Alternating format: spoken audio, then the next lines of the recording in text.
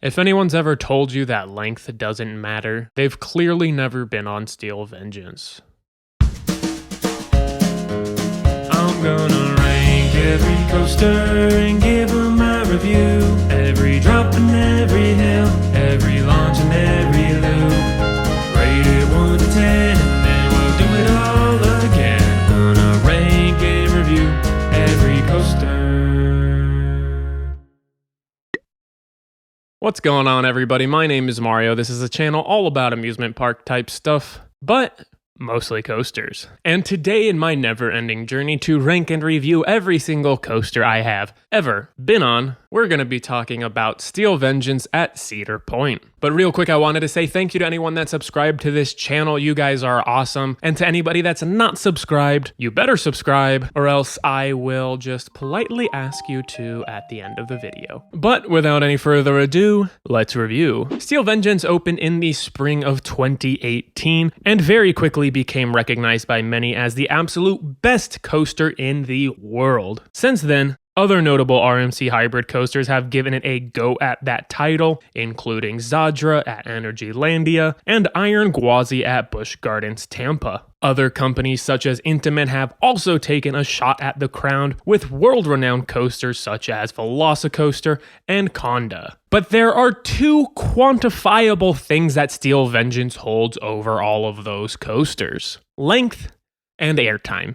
Steel Vengeance has a staggering track length of 5,740 feet, providing a remarkably long ride duration of 1 minute and 20 seconds from the first drop to the brakes. It also has more airtime than any other coaster in the world, with a reported 30 total seconds of airtime. And it's quality airtime that is not just an empty stat. In my opinion, this is definitely the best coaster for airtime. Steel Vengeance has a height of 205 feet, a top speed of 74 miles per hour, a total of 4 inversions, and a first drop with a 90-degree angle of descent. So whether or not you consider Steel Vengeance to be the best coaster out there, it is undeniably a beast of a coaster.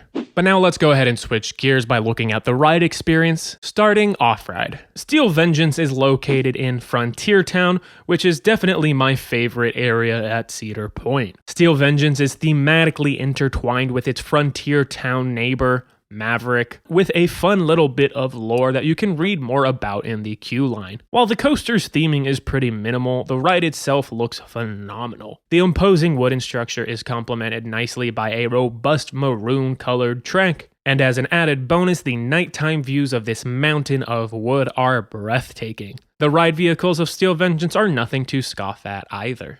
However, when it comes to getting on them, that can be a bit of a hassle. Primarily due to the loose article policies that have been different every single time I have visited the park and ridden this ride. As of now, you need to put any large items such as bags into a paid locker before entering the line. Once you get towards the front of the line, you'll have to put any smaller items, such as phones and keys, into a smaller, free locker. You'll then head through metal detectors to verify that you've put your belongings into said locker. And while this process is a bit annoying, I fully support safety being put first, because the last thing I want on a coaster is a phone to my face. Also, one more little note before hopping onto the ride. The standby wait for Steel Vengeance is greatly impacted by Fastlane, the park's skip the line service, as this coaster is easily the most popular attraction in the park. The ride crew heavily favors the Fastlane line, so just be prepared for the standby line to move very slowly. However, you can mostly avoid this if you manage to get into the line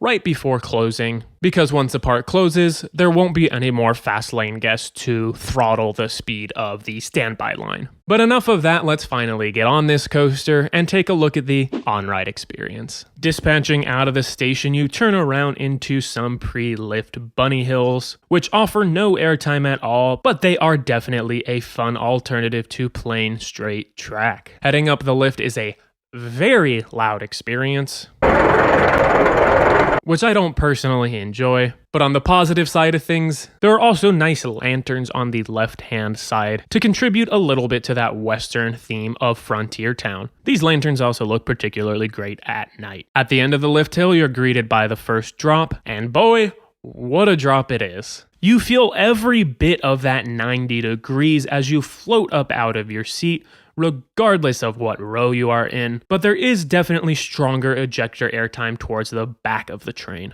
Also, with the drop being 200 feet, it lasts considerably longer than most RMC coasters' first drops. The speed hill that follows is admittedly a bit of a filler element, providing a short but sweet high-speed pop of ejector airtime. The next two airtime hills are arguably the best in the world for staying out of your seat for a sustained period of time. Turning up into the first hill provides a decent amount of sideways lateral G-forces, and cresting the top of the hill provides weak to strong ejector airtime all throughout the train. Exiting this hill also provides a touch of laterals. And now for that famous outer banked hill. This thing is pure fun. While heading upwards, your body is tilted roughly 45 degrees to the left, while the direction of the track travels to the right.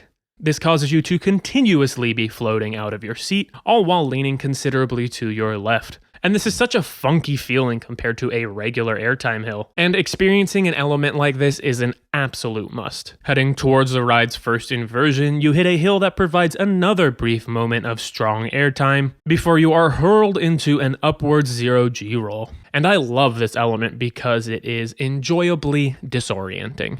You twist more than 360 degrees to your right, and you do so quite quickly. I definitely think the front of the train is the best for this element because you traverse the flip even faster than the rest of the train does. And not only does this element provide great laterals from the twisting motion, but it's yet another element of Steel Vengeance where you will be hoisted out of your seat. The first inversion is followed by a wiggly turn after a near miss from the lift hill, and then you're immediately thrown into the ride's second inversion. And I consider this to be the most aggressive part of the ride, thanks to how rapidly you change directions once you are flipped upside down. This element provides an enormous dose of lateral G-forces that are increasingly stronger towards the back of the train. And because of how forceful and abrupt this element is, it can also be a bit uncomfortable if you are not braced for it.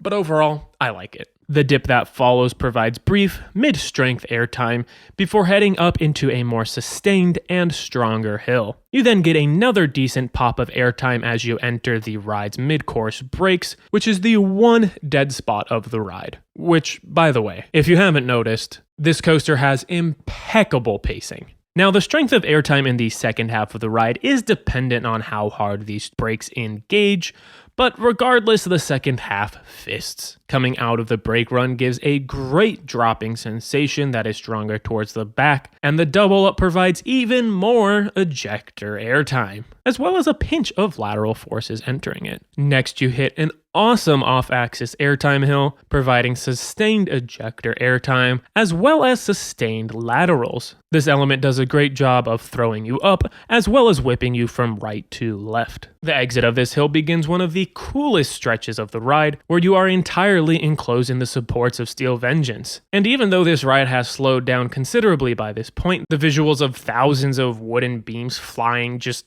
inches away from you contributes to an incredible sense of speed and excitement. The overbank turn provides a snappy change of direction, and the 0G roll that follows is a very standard yet whippy and fun RMC 0G roll. The preceding bunny hills provide surprisingly strong and sustained ejector airtime for how small they are, and the second one ends with a slight turn that is unbanked, providing a nice hint of surprising laterals as well. You then enter back into the support structure, where you are greeted with an amazing wave turn that provides a strong pop of floaty airtime while you are banked 90 degrees. This is such a fun element, and probably my favorite of the elements enclosed in the supports. Then comes another standard 0G roll, this time ending with a change of direction that delivers another gut-busting jolt of lateral forces. And much like the second inversion, if you're not ready for it, this can be a bit uncomfortable when catching you off guard. A mild overbank turn then sends you into the ride's finale, a series of small but mighty ejector airtime hills. And all of these hills provide leg-shattering airtime. I do also appreciate the variance in direction, banking, and size of these hills, instead of just having a straight shot with redundant hills. So it's a fantastic way to end an all-around fantastic coaster. But finally, after nearly a minute and a half of non-stop airtime, You'll float out of your seat one more time as you enter the ride's final brake run. So, what would I rate Steel Vengeance? This is such a fantastic ride. The fact that it lasts so long, the fact that nearly a third of the ride is spent out of your seat, and the fact that the ride essentially has no dead spots. I mean, even entering and exiting that mid-course brake run is exciting. There's almost nothing bad you can say about it. I mean, the only negative that I can kind of really see with this ride is that it doesn't have the full package of variety. Like, it focuses very heavily on airtime while containing almost no positive G-forces, but I do think that's really easy to overlook because of how the airtime itself is varied. Like, you have fun floater moments, and then you have aggressive, brutal ejector airtime moments, and the ride does throw some nice inversions and lateral G-forces at you as well. So while the main focus of the ride is just to throw you out of your seat, it at least does that in creative and different ways. So all of that blabber and chit chat is just to say that Steel Vengeance gets a perfect 10 out of 10. It's definitely hard to wrap my head around the idea of any coaster out there being better than this, but out of the 272 coasters that I have been on so far, Steel Vengeance ranks at number 2. It is just under Iron Gwazi because I feel like Iron Gwazi overcomes the aforementioned minute flaws that Steel Vengeance has. But if you want to see a full video comparison of those two coasters going head to head, definitely go ahead and check out my Iron Gwazi versus Steel Vengeance video. But that's it for this one. Thank you guys so much for watching. Subscribe and turn on notifications for more content like this. And make sure to tune in next time where I'll be talking about